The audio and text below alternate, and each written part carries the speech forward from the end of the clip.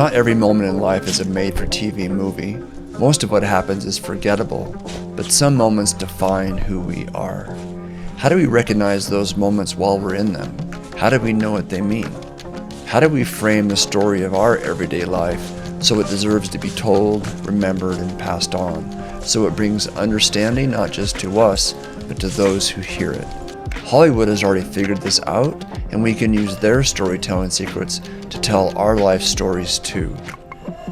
Hi, my name is Sean Openshaw, and welcome to Unrambling, where I record myself while running, biking, hiking, walking, driving, or swimming. Well, maybe not swimming. I then transcribe and reflect on the recording to preserve the insights often left out on the trail. Through this process, I've learned that saying thoughts out loud can be even more powerful than just thinking about them or even writing them down. And I hope that by doing this, I inspire you to try it as well. Today is Saturday, March 8th, 2025, and I'm out walking my 3 dogs in the forest behind my house after our first really big snowstorm. Today I'm unrambling about something that's been on my mind lately. How can the way Hollywood tells stories help us make sense of our own stories? How can they guide us to better questions, deeper insights, and a clearer understanding of how our stories matter? Every great movie follows a pattern, a structure of beats that make the story work. I know some people resist that idea, but I think Hollywood is onto something. Personally, I prefer Save the Cat structure, but there are plenty of story formulas to choose from. The hero's journey, Freytag's pyramid, 3-act structure, Dan Harmon's story circle, pick your poison.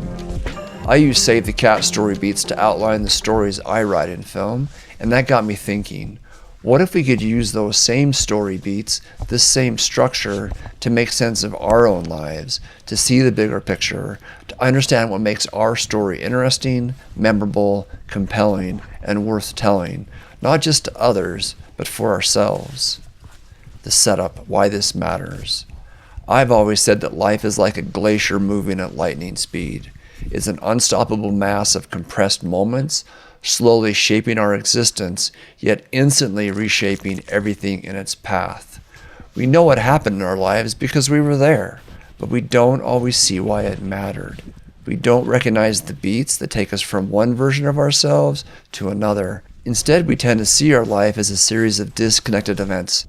This happened, and this happened. We remember moments, but we don't always take a step back to see the story's arc, where we started, what changed, and how we're different because of it. A good story isn't just a list of events.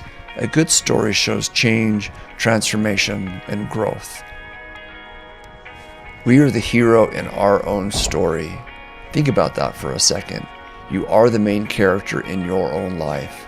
You're on a journey, facing challenges, moments of doubt, big decision, setbacks, and growth. And like any great story, these moments define who you are and who you'll become. The question is, are you just living through them, or are you paying attention to the story they tell about you?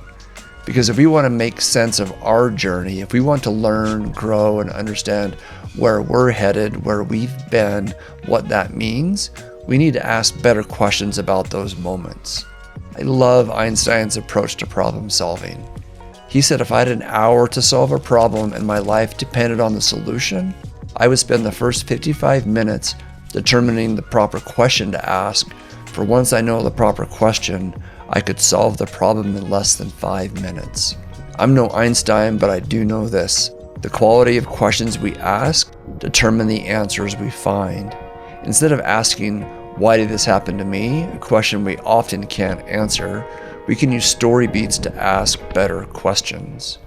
What was the catalyst that set this in motion? What was the moment of hesitation before I committed? Why did I hesitate? What compelled me to commit? What are the fun and games? What is the love story? The hero doesn't always get what they want, but they get what they need. What does that look like? Was there a false victory that made you think you had arrived, but you hadn't? What was the dark night of the soul, that all is lost moment, and how did you get through it? What actually changed in you because of this experience? What could an audience or your future self learn from what you went through? This approach lets us off the hook in a way. Instead of feeling like we have to have all the answers, we simply follow the beats. We don't have to judge our story while we're living it. We just have to ask the right questions and trust that meaning will reveal itself when we look back. And in doing so, we give ourselves the same grace we'd give any hero in a movie. We let the story unfold. Hollywood knows that it doesn't matter if a hero is good or bad, it's how they change that matters. When we frame our experiences in storytelling terms, it permits us to ask the hard questions because we're not just reflecting, we're playing the role of screenwriter, and that changes everything. Instead of being stuck in why me thinking, we get to step back, see the bigger picture, and uncover the deeper meaning in our own story. Walking through the beats. Here's how stories work, and how we can use the same structure Hollywood does to see which moments in our lives actually shaped us, how they can help us make sense of our own lives. Opening image.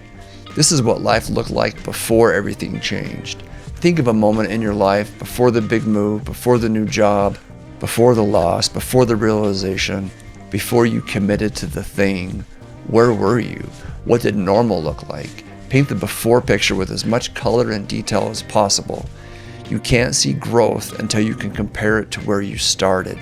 So don't shy away from the ugly truths. Don't describe how you'd like to remember it. Tell it like it really was. Catalyst. This is the thing that set everything in motion. Maybe it was a decision you made. Maybe it was something outside of your control. But this is the moment when the story begins, where you couldn't stay in the old version of yourself anymore. Debate. Ever had a moment when you thought, can I really do this? Should I even try? That's this beat. It's that hesitation before you stepped into something new. Break into Act 2. This is when you commit, no turning back. Maybe it was the first step into a new path. Maybe it was a leap of faith. Maybe it was a moment where you knew this was it. Fun and games. The part where things are happening. The ups, the wins, the challenges that felt exciting. This is the messy middle, the stuff that makes the journey interesting. Midpoint. The false victory or false defeat. Ever had a moment when you thought you had it all figured out, only to realize you were only halfway there? That's this beat. Dark night of the soul, the lowest moment, the one where you felt like quitting, the one where everything seemed to fall apart. If a moment in your life doesn't have some kind of struggle, it's probably not a defining moment. Transformation. The turning point, the lesson, the thing that made it all worthwhile, the way you grew because of everything that came before it. And final image. Looking back now, how do you see yourself differently? How would the you from the opening image react to who you are now?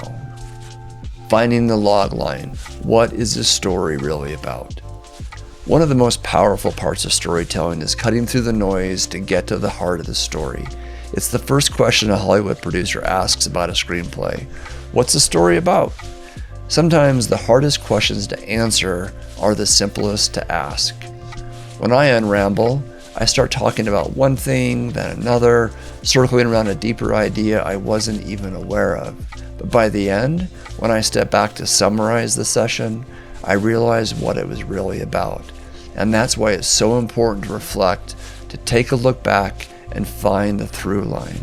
It's easy to get caught up in events, but the meaning is what matters. It's the same with our life moments. What was this really about? What is this moment trying to teach me? What am I supposed to learn?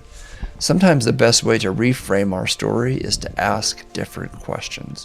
One of my favorite life framing hacks is asking, no matter how good or bad this moment seems, how is this the best thing that ever happened to me?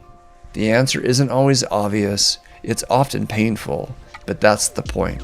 The question forces me to find meaning and hope, even in the struggle, especially when it hurts. Sure, on the surface you ran your first marathon, but when you step back, maybe the story wasn't about running at all. Maybe it was about you proving to yourself that you could commit to something hard and actually see it through. Maybe it was about reclaiming your health.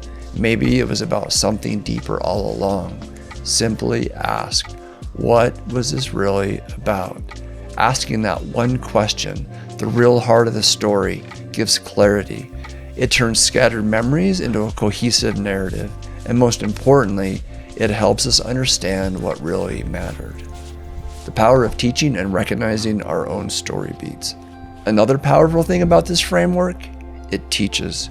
When we put our life into story beats, we don't just make sense of our own journey, we make it easier for others to connect with it and follow along.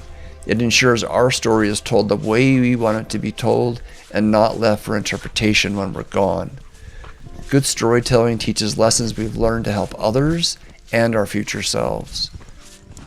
By shaping our stories into memory beats, we're not just preserving them, we're giving them meaning. Whether we're telling our kids about a past struggle, sharing a life lesson with a friend, or even journaling for our future selves, using story beats makes it intriguing and memorable.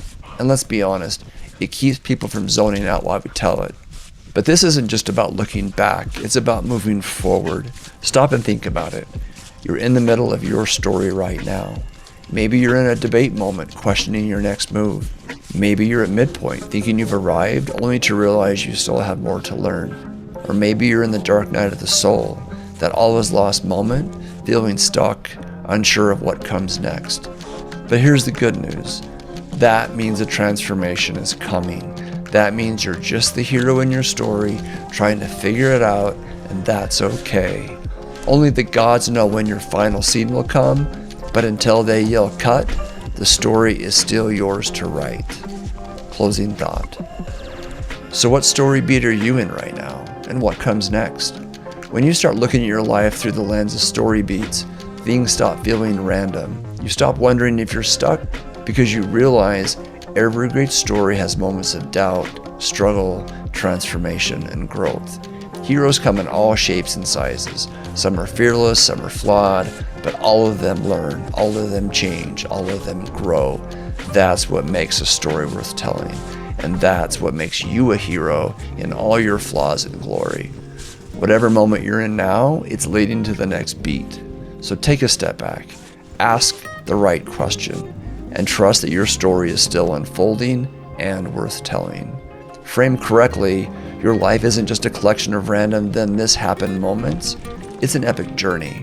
And when you tell your story out loud, it doesn't just make more sense to you, it helps others too. So what do you have to lose? P.S. I don't know whether you're listening, watching, or reading this, but if you want to be part of the conversation, visit unrambling.com or sign up for my newsletter at personalliferecord.com. Thanks for listening. I can't wait for you to tell your story out loud.